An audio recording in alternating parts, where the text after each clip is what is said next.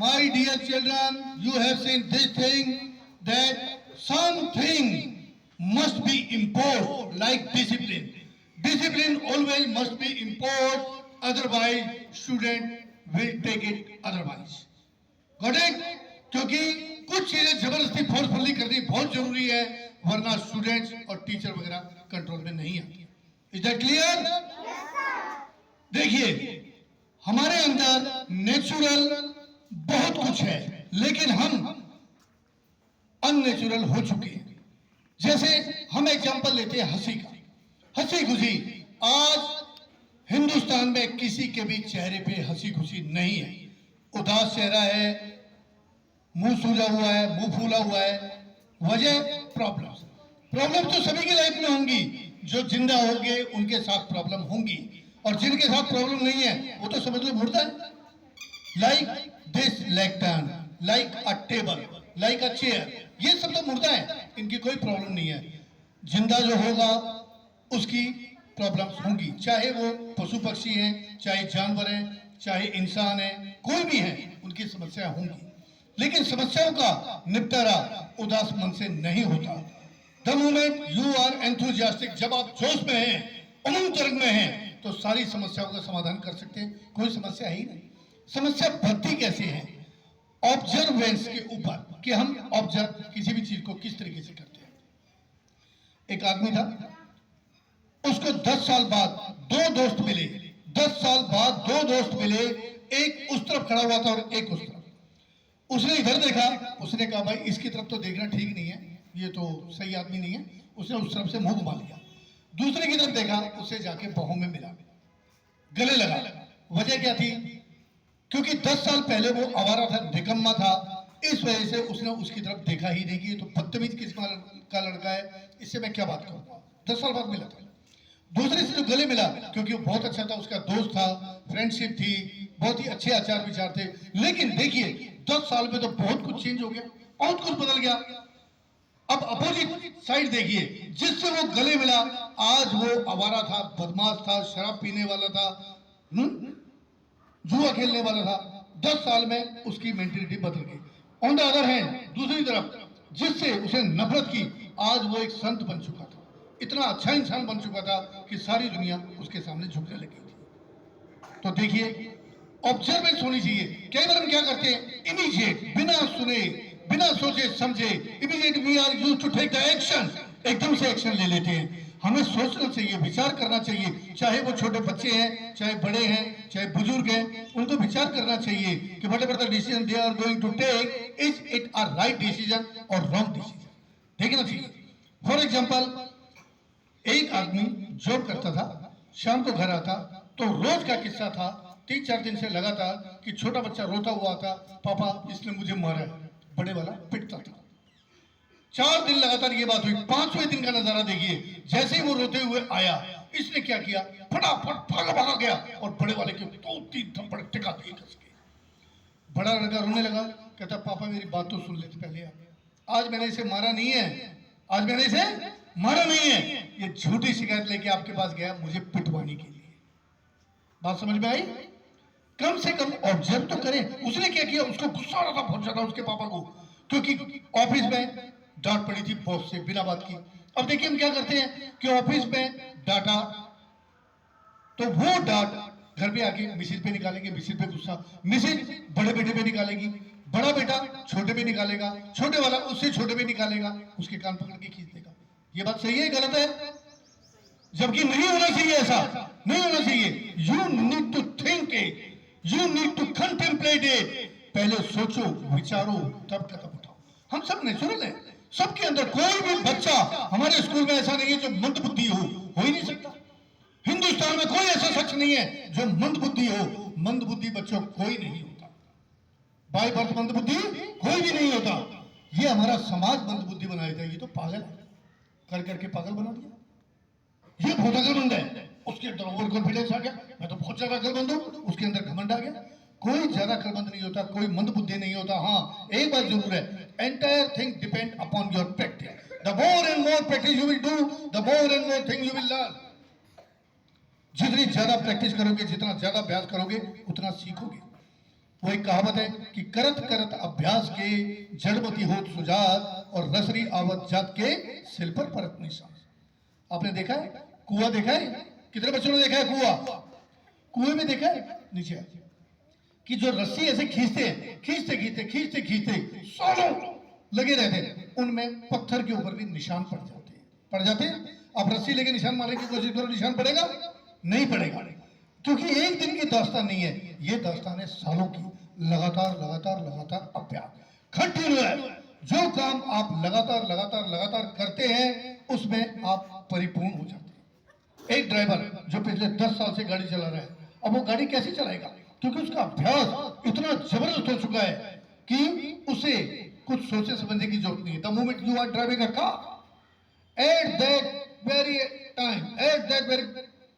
Time ही is dealing with more than 50 बार। वो 50 से ज्यादा काम कर रहा है गाड़ी चलाते समय। कैसे कर रहा है देखिए।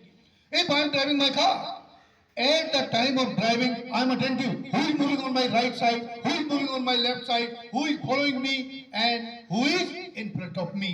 मैं 4 जगह ध्यान रखे हूँ, कौन मेरे दाहिने हाथ पे है, कौन मेरे बाएं हाथ पे है, कौन मेरे पीछे है, बैक मिरर में देखूंगा, और कौन मेरे आगे है। सही बात, 4 काम हो गए।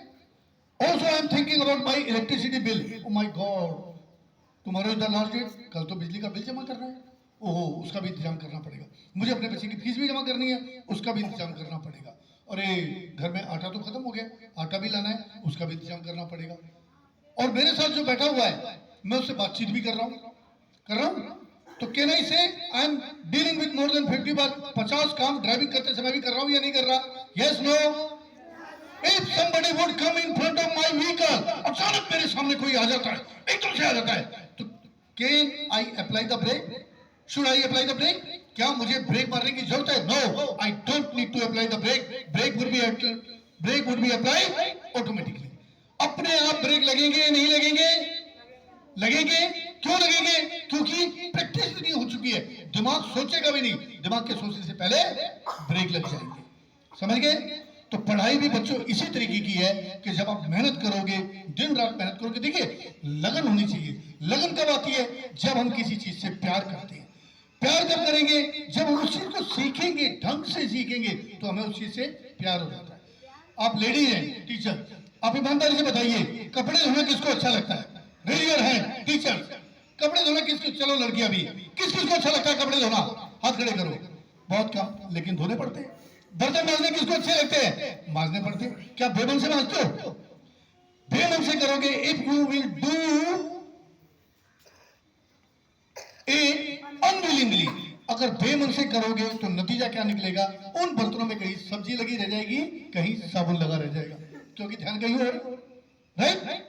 रोटी बना रहे हो बेमन से तो क्या होगा? गोल नहीं बनेगी, भारत का नक्शा बनेगा। और कहोगे खाना है, खा नहीं खाना मत खा। राइट? फिर क्या होगा? लड़ाई झगड़े। लड़ाई झगड़ों की वजह क्या है? यही है ना, और तो कोई लड़ाई झगड़े की वजह है ही नहीं।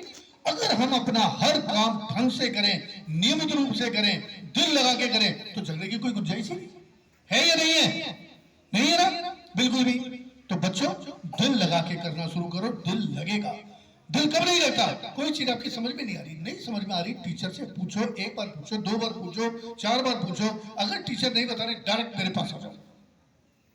ओके? लेकिन हर बच्चा दिल खोल के पढ़ेगा और पढ़ाई से प्यार करो। पढ़ाई तो बच्चों एंजॉय करने की चीज है। मैं भी बहुत भागता था पढ़ाई से।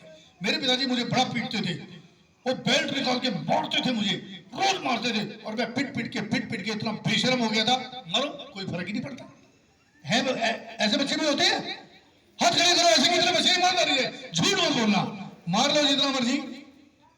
अब कोई हाथ खड़ा नहीं करेगा क्योंकि बेइज्जती का मामला है। पिटाई करते थे, बहुत मारते थे मुझे, माँ बचाती थी। और छोटा भाई तो मेरे फेवर में था, लेकिन छोटी बहन जो थी वो नटखट थी। पापा कहते थे कि डंडा, और वो डंडा लाके देती थी, और वो डंडे से ठोकते थे मुझे, बहुत बुरी तरीके से मारते थे। एक दिन मैंने सोचा कि मैं रोज पिटता हूँ, इतना पिटता हूँ। अरे भाई इतना पिटने की जरूरत क्या? और पिट के मैं बेशर्म हो गया बिल्कुल। एक दिन दिमाग आया कि चलो देख लेते हैं ये इंग्लिश लैंग्वेज है क्या।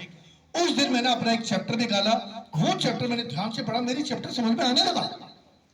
और कुछ वर्ड नहीं आते थे, उनके मीनिंग मैंने डिक्शनरी में देखे। All of you are very lucky, आज अपडेशन इतना इतना जबरदस्त आ गया है, पूछिए मत, immediately on the spot you will get the meaning of a word. एकदम गूगल में मिलता है, हर वर्ड का मीनिंग मिलता है। हमें बेटा डिक्शनरी खोजनी पड़ती थी, आज भी मेरे पास डिक्शनरी रखी है, वो 500 रुपए की डिक्शनरी लेके आया था मैं, और एक वर्ड को ढूंढने में कम से कम 1 या 2 मिनट लग जाते थे।